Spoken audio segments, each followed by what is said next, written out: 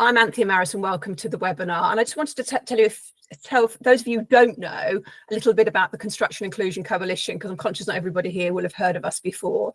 So the Construction Inclusion Coalition was set up in 2023, and it's a group of companies all with a similar aim to improve equity, diversity and inclusion in their businesses.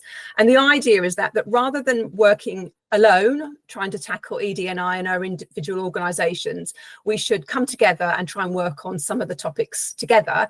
And if we do that, we'll accelerate progress more quickly. So that's what we're all about. And if I show you the next slide, these are the companies who are currently involved. So the strategic partners are the companies who were involved mainly from the very beginning, actually, and they're the businesses who have a say in how we run the coalition, what we focus on. Most of the CEOs have a seat on the CEO board, and some senior within either their HR teams or within their marketing or procurement teams sit on a steering group with me. Then we've got coalition members who are a whole range of different businesses from across mainly building materials sector, who have all committed to our Built on Better pledge, which I'm going to show you in a minute. And then we also have people who are representing associate bodies as well. Okay, so that's who we are. And then just so you know, all of our members have committed to this Built on Better pledge. I'm not going to spend ages talking to you about it, but what I wanted to highlight was that as part of the pledge, we've committed to share, third point down on the slide, share resources. So we share what we're working on, we share policies and procedures, and we've got a members resources library on our website. We've also committed to educate ourselves, our colleagues in the wider industry on ED&I. And I guess this webinar is one of the ways we're educating each other. We've also, as individual members, committed to drive the recruitment, retention and progression of underrepresented groups. And I guess today's webinar is all about how do we make everyone feel they can progress within our organisation and foster an environment that encourages feedback and satisfaction. So just so you know, we've got this pledge that we've all committed to making progress towards. Coming back to the webinar, I want this to be a safe place for you to learn and share with each others. So as I said before, we are recording the webinar so we can share it with other members via our member resources library. The notes and the slides are available to anybody who wants them after the session. So you can take this content and share it with your organisation and run it in your own organisation if you want to. So if you want those, just let me know afterwards. And then, as I said before, please do get involved, switch your cameras on, participate in the discussions, either via the chat box or by speaking up when we get to a point where I ask for some input. Okay, so I'm going to start with a video. This is where I hope the technology works for me. So I'm just going to show you a very quick introductory video into microaggressions, and then we'll get into the content of the video, of the session. For people who still don't think that microaggressions are a problem. Oh, you're so well spoken. Oh, just imagine, instead of being a stupid comment, a microaggression is a mosquito bite. Ugh, it's a compliment.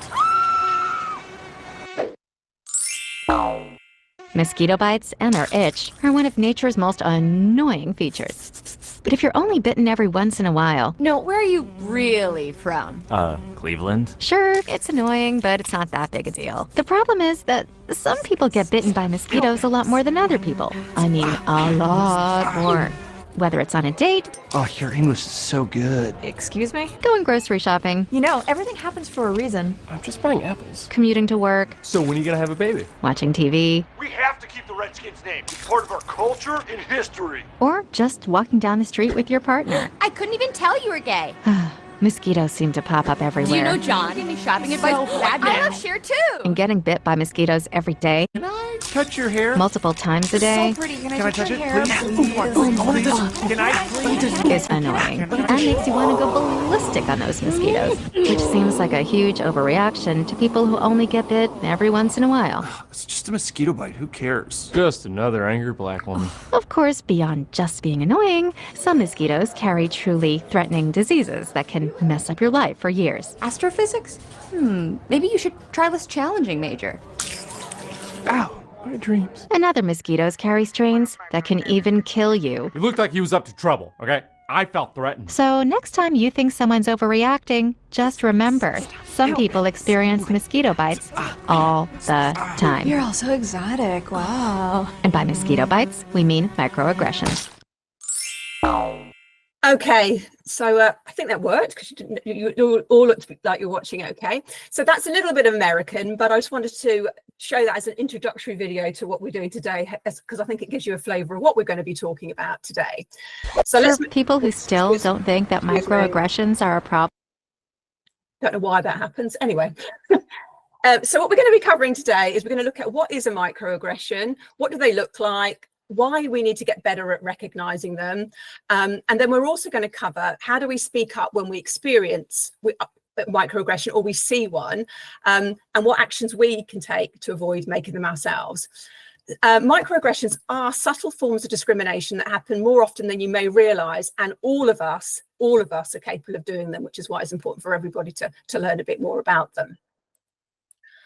So starting with a bit of research, some research undertaken by Waits Group in 2022 found that 4 in 10 people have experienced microaggressions at work related to their identity.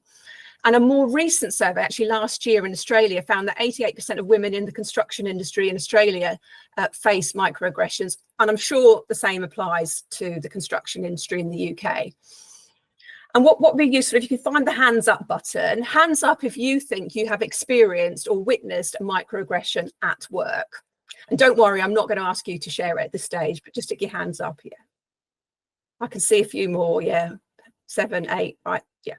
9, 10, brilliant. So I think most people know what I'm talking about, and we'll get into some real examples a bit later on. But deepening our understanding of microaggressions can empower us to recognise them, to speak up against them, and to prevent them from happening.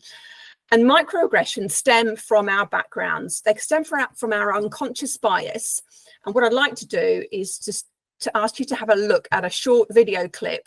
And just bear in mind, this video clip was from March 2024. So it was from last year.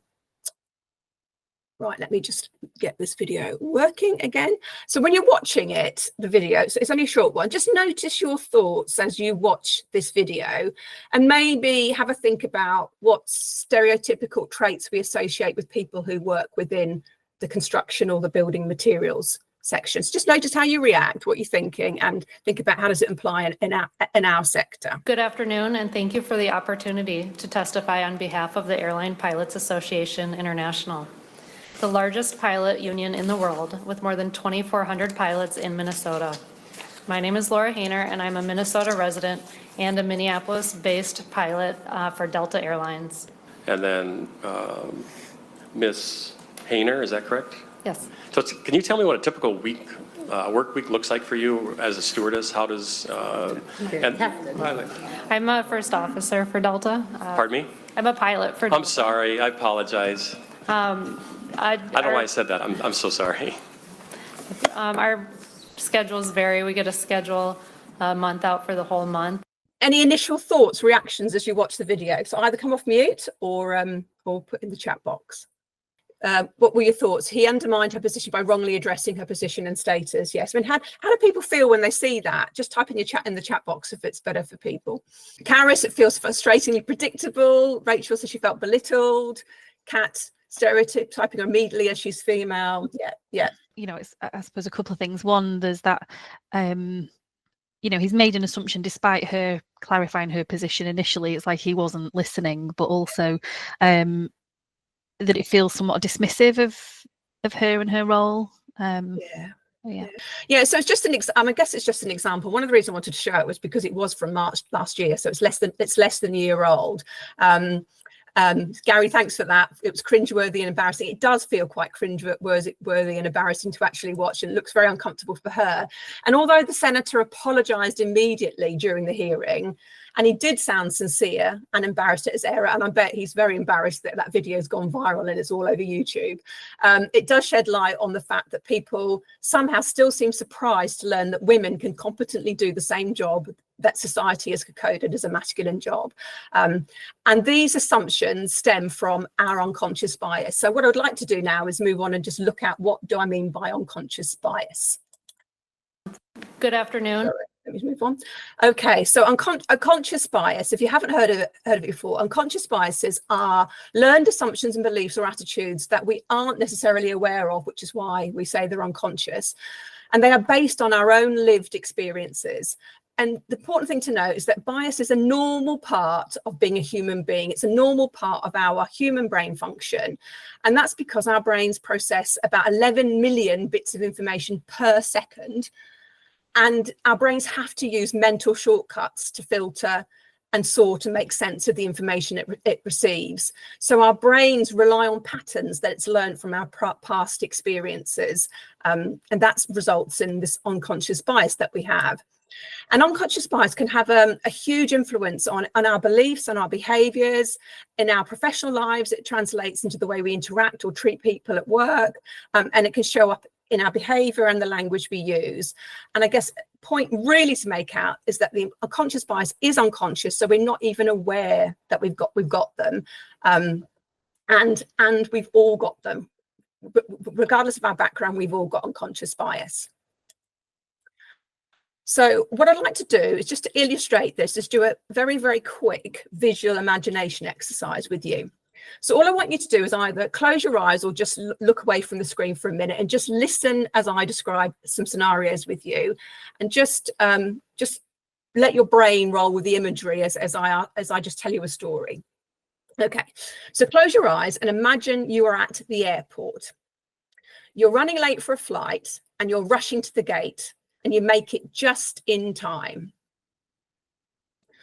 Okay, now you're stepping inside the plane with the door shutting behind you, and the pilot has popped out of the cockpit and says hello to you. So you get to your destination fine, and you go to a local restaurant and you have a most delicious meal. Next to you in the restaurant, you see a couple celebrating a very, very special anniversary meal.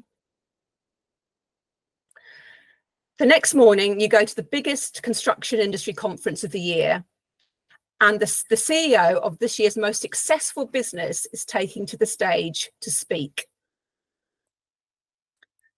Okay, so hopefully you've got a solid picture of those instances that I've just described in your mind. Now I've got some questions for you, and please just picture the answers in your mind as I ask you these questions. In your mental image, was the pilot black? Was the married couple two men? Was the successful CEO who took to the stage a woman? It's okay if one or all of your answers is no. It's absolutely fine. It's absolutely normal. Your brain creates images of what is familiar. The images you saw in your brain and your biases are built from your socialization, the media, your experiences, and they're all natural, and we all have them. And it's just important to recognize that our biases might be cropping up all of the time, and most of the time we're not even aware that we've got them. So let's have a quick look at what do we actually mean by microaggression. So microaggressions are everyday. They can be verbal, they can be non-verbal, they can just be environmental. They're snubs, they're insults, they're slights that communicate a sort of a hostile, derogatory, or negative messages that target a person based on an aspect of their identity. And what I mean by that, it can be based on their race, their religion, their belief, their ethnicity, their sexual orientation, their gender, disability, socioeconomic status, education, and so on. There's loads of examples, and they're all based on our unconscious bias. And they may appear as compliments or jokes. However, they contain hidden insults or insensitive questions or assumptions. And although they might not always be intentional, they do cause harm and offence. Think of that mosquito bite video earlier on. They might appear small, but their impact can be significant, especially if they're compounded over time. And they're important to know about because microaggressions are a subtle form of discrimination. And because they're so subtle, they often go undetected.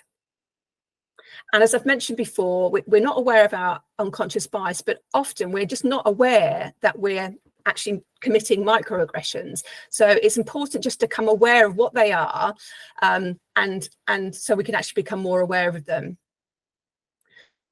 Okay, so let's have an example. Have a look at my next slide. It's got some examples of what some typical microaggressions look or sound like, and we looked at a few in the video to start with, but here's a few more. And as I show you the next slide, there's lots of examples on it. Just have a read through it, and just notice what stands out for you, and ask yourself, have I seen any of these microaggressions take place in the workplace? I didn't put my hand up, but I'll speak anyway. Okay, all right, okay.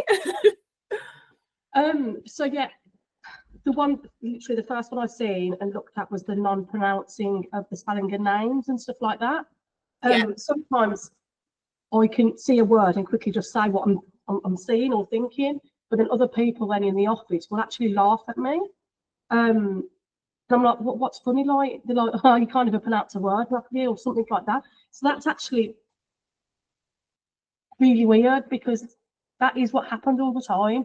And like you said, it doesn't necessarily mean it affects you straight away, but when it's constantly and continues, it actually does have that little thing in the back of your head. Yeah. And that's interesting, because I think often the microaggression there, you've actually showed a different side to people laughing at you making, but sometimes the microaggression is because people are constantly having their names mispronounced, even when someone has corrected them. So it's okay, it's always okay to make a mistake. And Rachel, people shouldn't be laughing at you if you make a mistake. But if you continually make the same mistake and you don't try and correct yourself, that can be considered a microaggression, because the person who's on the receiving end thinks, why aren't they making an effort to learn the pronunciation of my name? Yeah, I think what Rachel just mentioned about names. So interestingly, just yesterday, there is a senior member of our finance team. I've been here a year as the people director at Eurocell.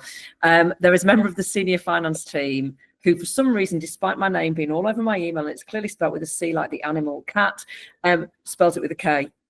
And it's fascinating because it's everywhere in the business. Everything that relates to me, it's clearly spelled with a C. However, yesterday, here's the interesting bit. She messaged me and started it hi, K-A-T.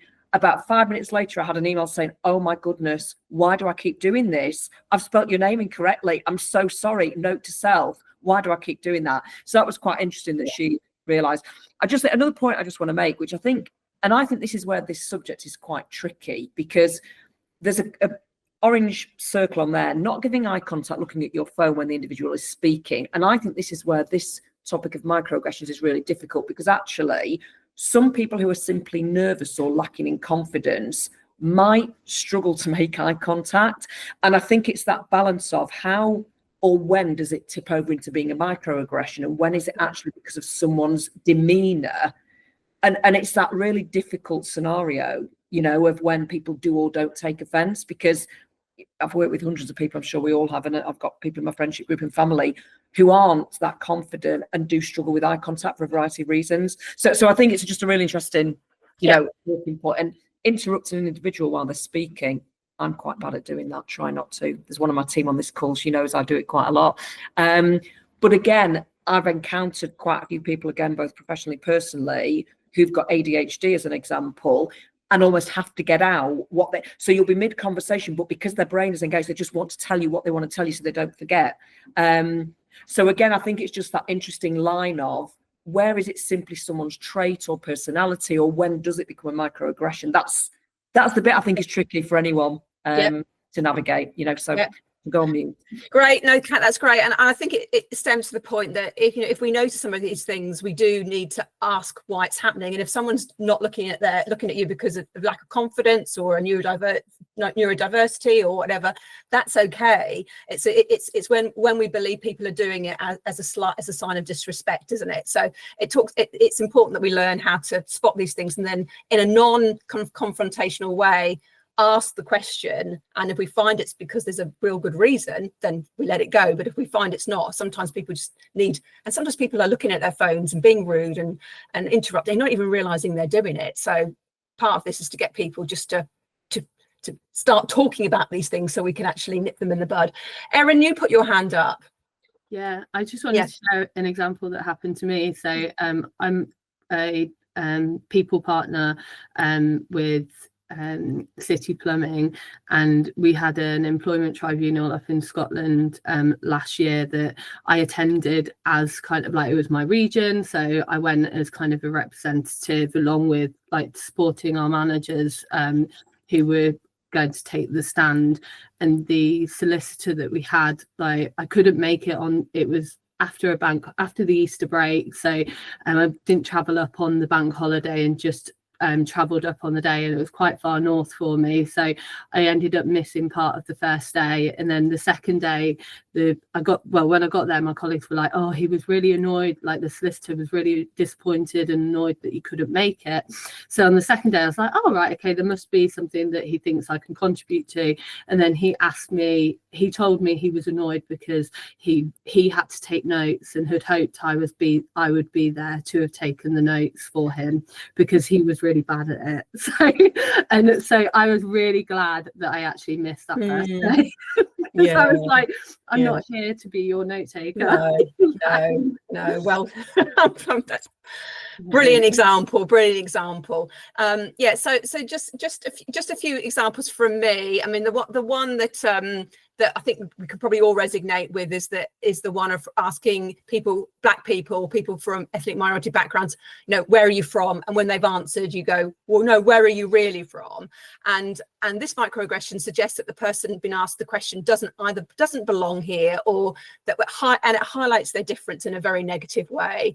Another example I've experienced, well, not myself, but a colleague of mine, his experience was one of the senior managers calling her Cinderella because she had to leave work promptly at 5 o'clock to go and collect her children. And I saw the impact that had on her mental health by, he thought he was joking, but actually it was really, really pointing out the fact that she was a, woman with childcare responsibilities, and actually was really upsetting her.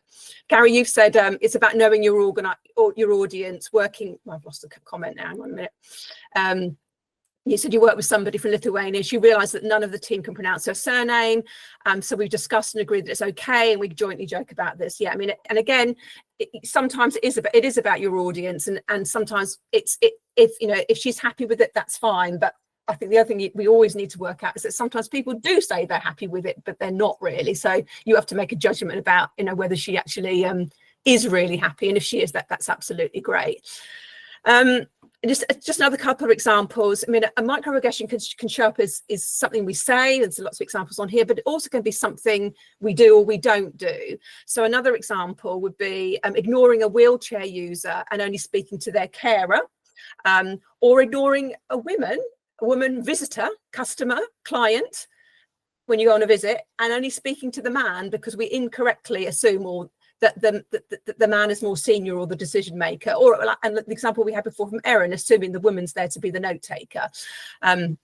All of these examples over time build up and just make people feel very uncomfortable and unhappy. Right, let's move on. I'm going to move on to the next slide now. So yeah, before I move on to the next slide, as I've said before, some of these examples might seem minor. They might seem easy to ignore, and there might be things that you don't even notice. And now I've put them on the slide, you might go away and think, oh, I see that happening. And sometimes you might think, oh, well, am I being oversensitive? Did I imagine that? Am I taking things out of proportion? So actually, I'm just going to stay quiet. But by choosing to ignore some of these little things, we could end up doing more harm. And just remember back to the video at the beginning. One mosquito bite is annoying. 10 bites can be a bit uncomfortable, but 100 bites really starts to really hurt and means you can't function properly. So for some people, this stuff does build up, and it's really important that we're aware of the cumulative effect of microaggressions. Okay, so what I wanted to talk about here before we talk about how can we address them is just to highlight the negative impact of microaggressions. So microaggressions can have a negative impact on working relationships.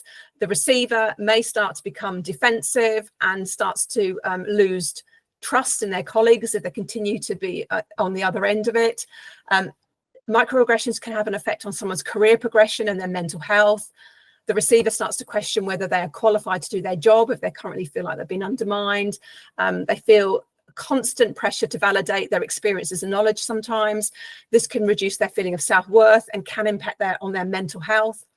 It can have microaggressions can have impact on the job performance. Receivers may begin to disengage. They may start to doubt themselves and think, did I really happen? Is it me? Am I being too sensitive? And as a result of that, their productivity is lowered and maybe more mistakes are made. And microaggressions can have an impact on the receiver at home because they take home their negative feelings, their frustrations, and their poor mental health.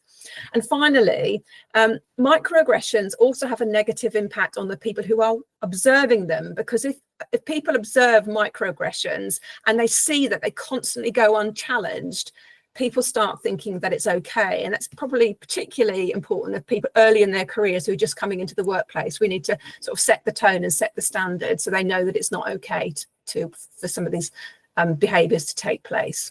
So what's really important is that we all learn to speak up when we see a microaggression, because they are harming us and they're harming the people around us. And by not choosing to act when we see them, we could actually be then choosing to make our workplaces not inclusive. And I'm all about creating, Construction Inclusion Coalition is all about how do we help all our member businesses create workplaces where people can be themselves at work and can feel comfortable at work. So I'm going to show another video now. I'm going to ask you, as you watch this video, just to ask yourself the question, is this sometimes you? Is this sometimes you? So let me just go to the next video. You know that little voice in your head? The one that tells you to ignore a tasteless joke.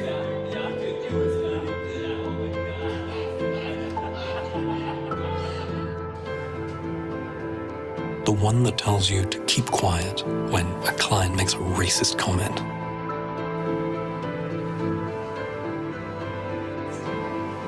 The little voice that tells you you're not smart enough because English isn't your first language.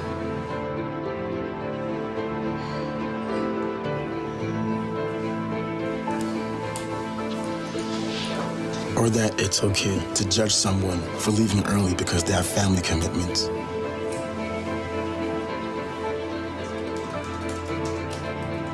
The one that tells you not to say anything when others are being reduced to stereotypes.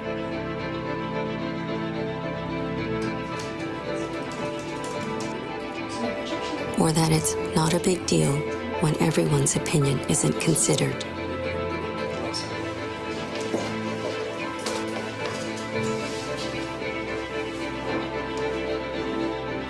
You may think you're the only one that hears that voice, but that voice also speaks to other people. It says, you're different.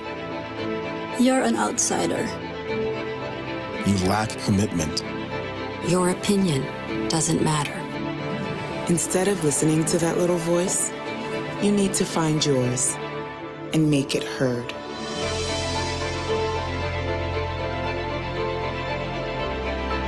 It's time for all of us to speak up.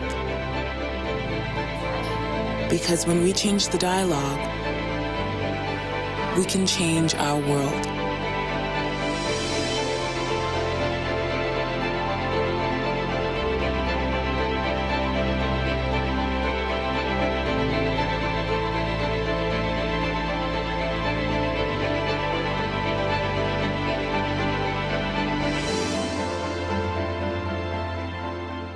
So hopefully you all recognise that we all have that little voice inside our head, and sometimes we think, God, we should have spoken up and we haven't. So the next part of the webinar, we're going to move on to look at some how we can speak up.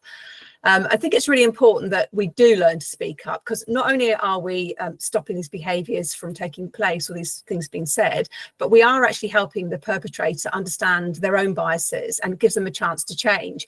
And I think it's really important to, again, going back to this unconscious bias piece, that often the perpetrator may not even know that they are saying things or doing things that has a negative impact on somebody else.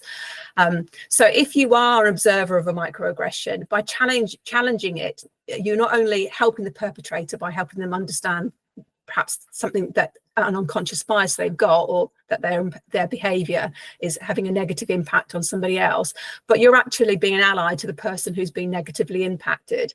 And an ally is someone who has moved beyond just an awareness of equity, diversity and inclusion, and actively supports and advocates for underrepresented colleagues.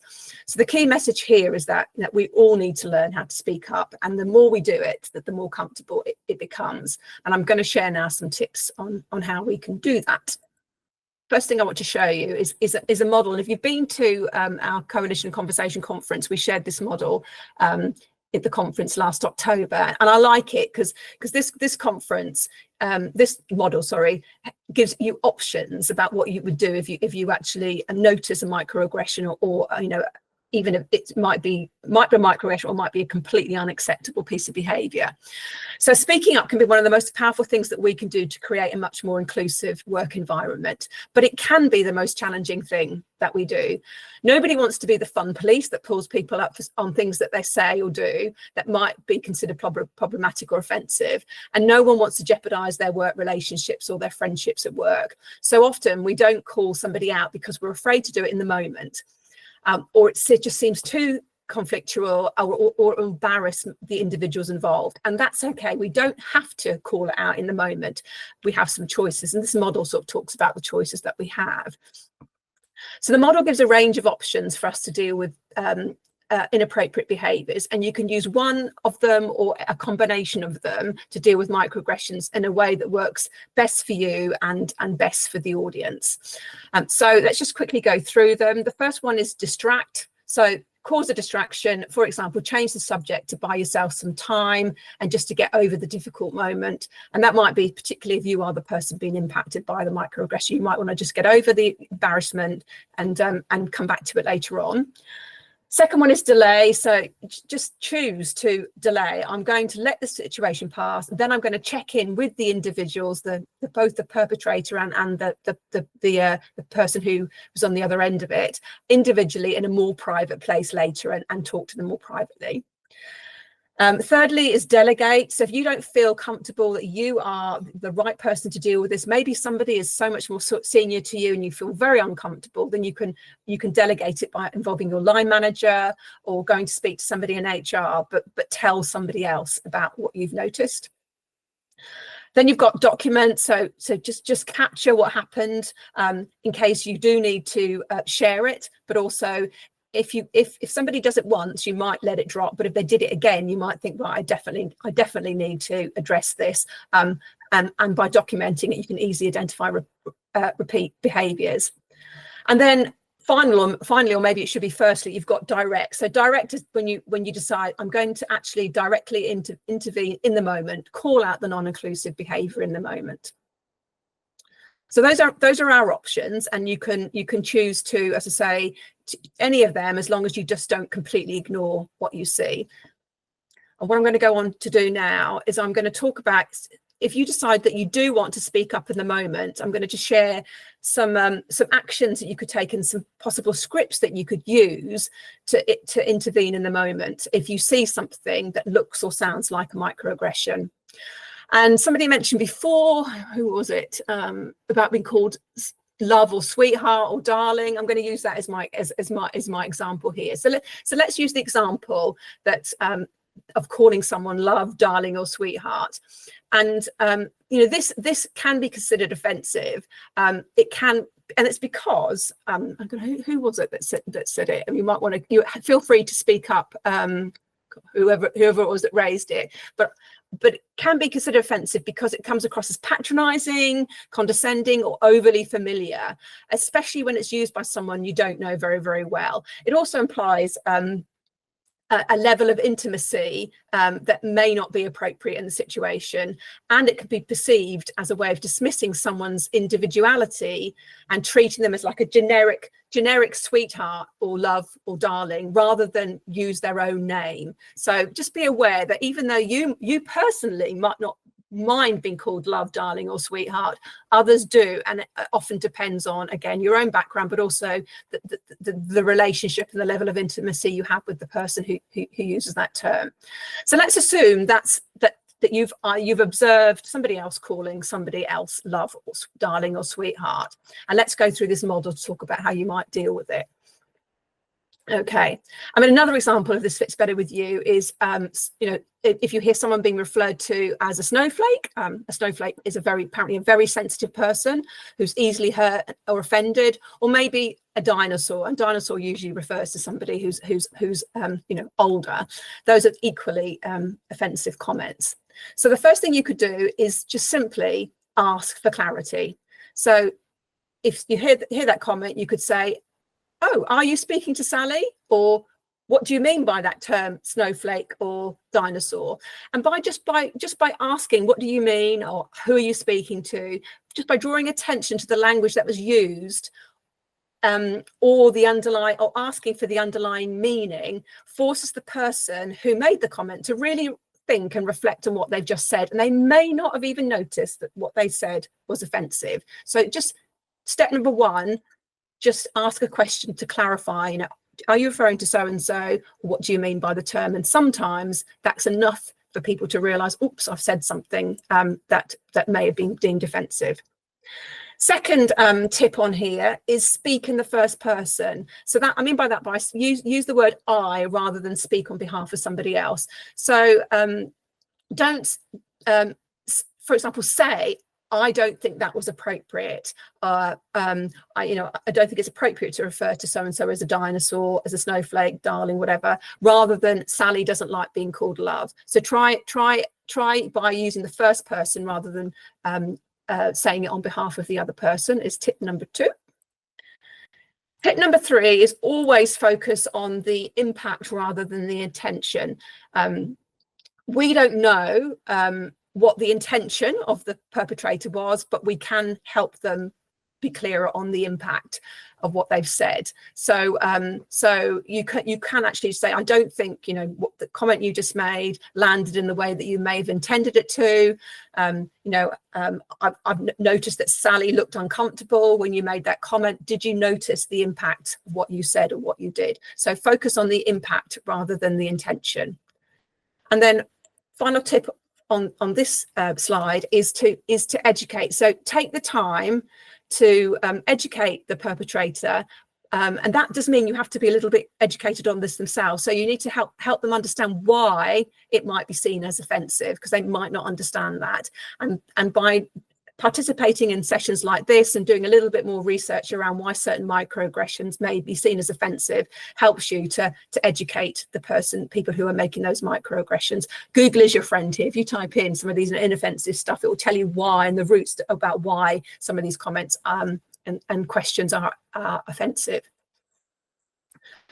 Okay, and one final tip, which I think it's not on this slide, but one final tip I've got here is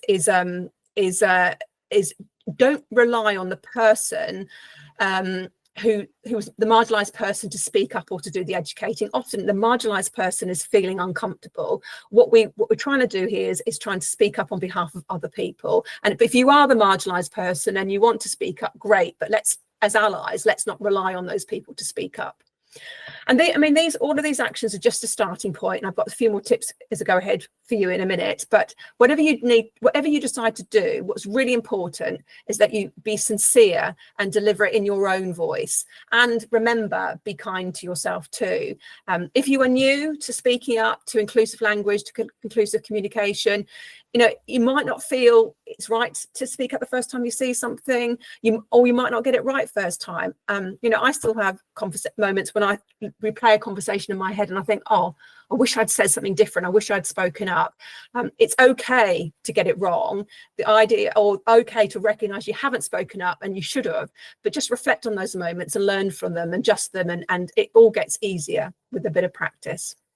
So the next thing I wanted to do is just to give you a model for giving feedback. This one's called COIN. There are loads of models out there, and you may have one that you use in your own organization, but in case you haven't, I just thought it would be useful sharing a model that I think could work if you were giving feedback to somebody around an inappropriate behavior or a microaggression.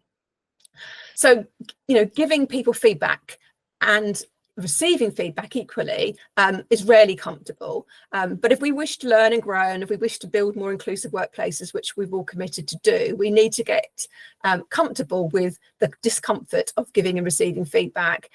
And if we want to give feedback to people about their behaviours, ideally it should be done in person, ideally face to face, and ideally as close to the event as possible. And feedback should be very specific and targeted. When it's vague, it may be rooted. Feedback may be rooted in unhelpful bias. So let's get really specific about the feedback we want to give. And I said before, there are many models. Just here's one that helps us focus on the incident and specific examples rather than generalizations, feelings, and judgments. So we've got COIN here. So the 4 steps are: explain the context for the situation, which is the C. Then explain or describe what you actually observed. So that's the O for observation.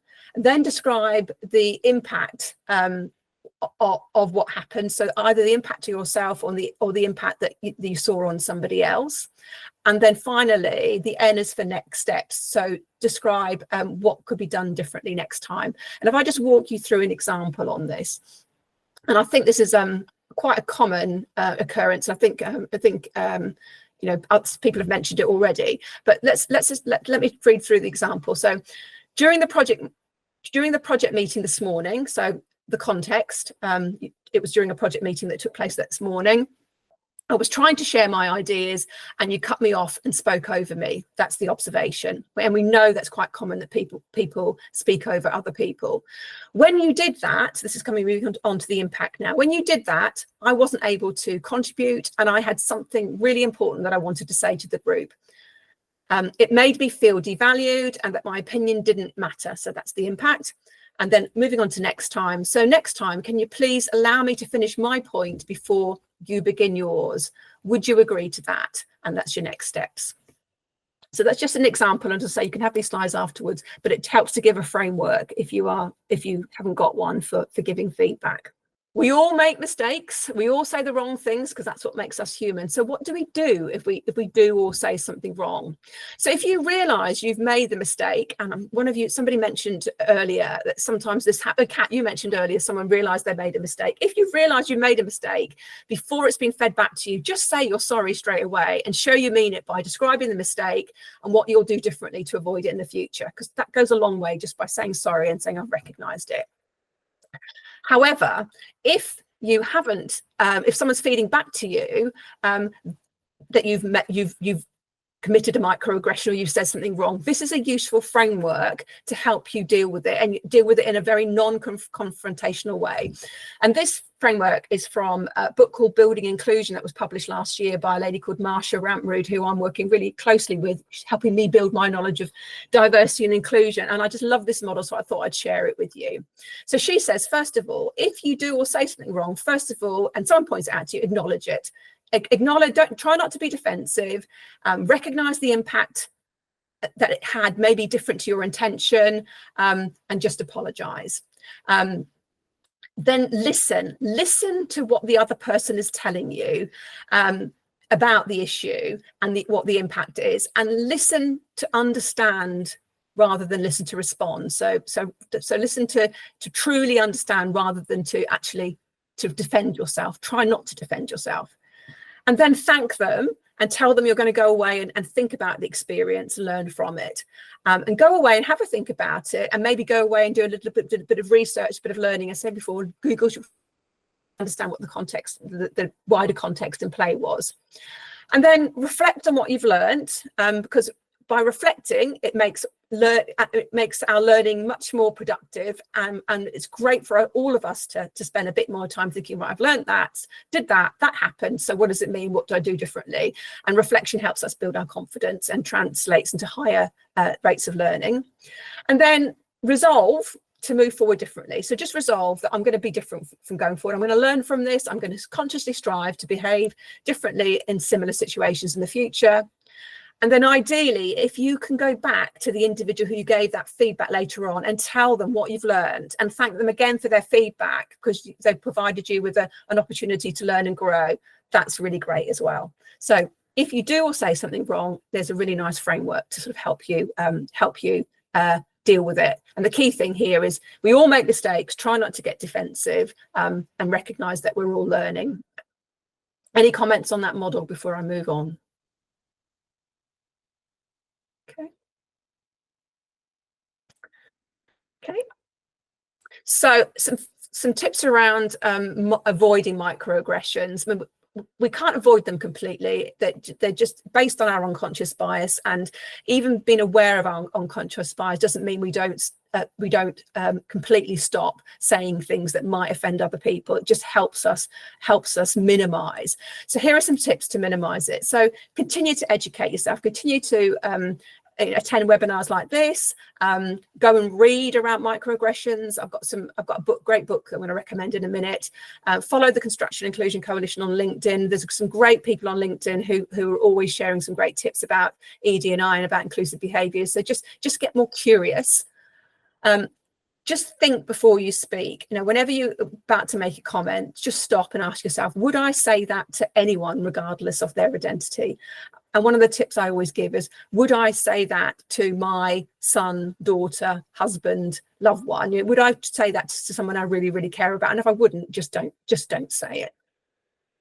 Accept feedback gracefully. If someone points out a microaggression, don't get defensive. Just follow the model I showed you before. Listen and learn, and just make yourself an intention to use more inclusive language, and do some research on that. And we've got some.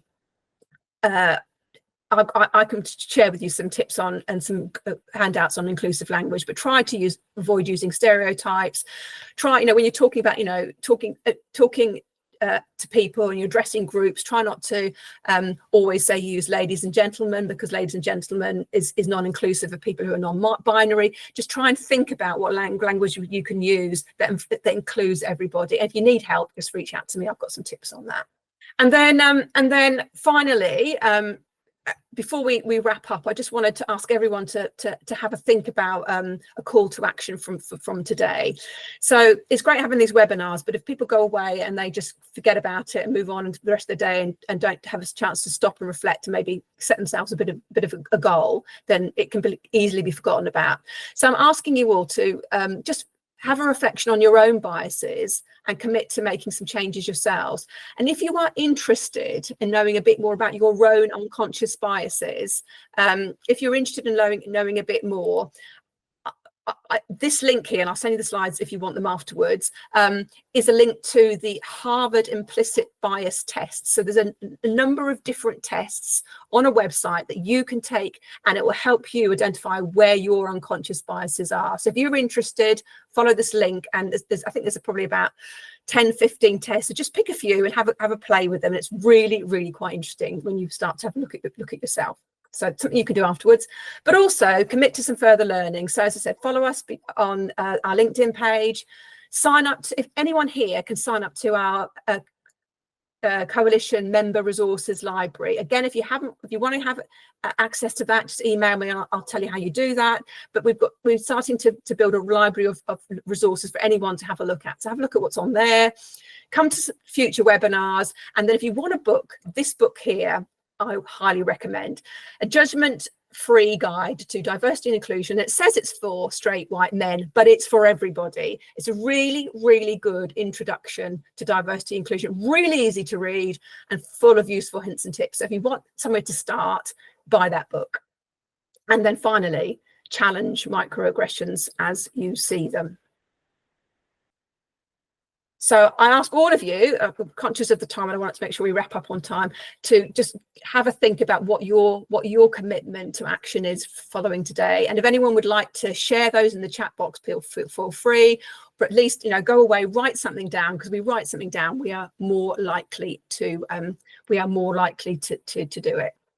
Time is up. So I hope you found that interesting. If you would like a copy of the slides, please just drop me a message, info@builtonbetter, and I'll send them. I will put them on the member resources. So if you want access to member resources, let me know, and I'll also and we'll put the recording on member resources. We are going to be running some more webinars in March. We're going to do some stuff around International Women's Day. We're going to run some webinars about how can we get more people involved in inclusion. So we're going to do webinars, and we want to ask as many of our male colleagues to come and join these webinars, because my view is we can't change make a massive change in our industry if we don't get our white male colleagues on board. So we want more of them to come along and listen to the webinars and join in and be part of it. So if any of all of you can look out for those webinars and invite some white male colleagues to come along, and I know we've got a few here today, so thank you for those who came today. And then we're also going to be doing some stuff around inclusive recruitment in April. We're going to be looking at how we can make our recruitment much more inclusive, the things to watch out when we're doing attraction and selection. But more webinars coming up, so keep your eye out for stuff. And if you'd like to be on a list where I send information about webinars, just drop me a note and I'll put you on a list. And for those of you who are women in the room who don't know about Elevate, we've also got a women's network. You're free to be part of our women's network. Again, drop me a note if this is new news to you, and I'll share some information for you. Thank you very much for everybody. Thank you so much. Thank you. Hope you enjoyed the session, and hopefully see you all again soon.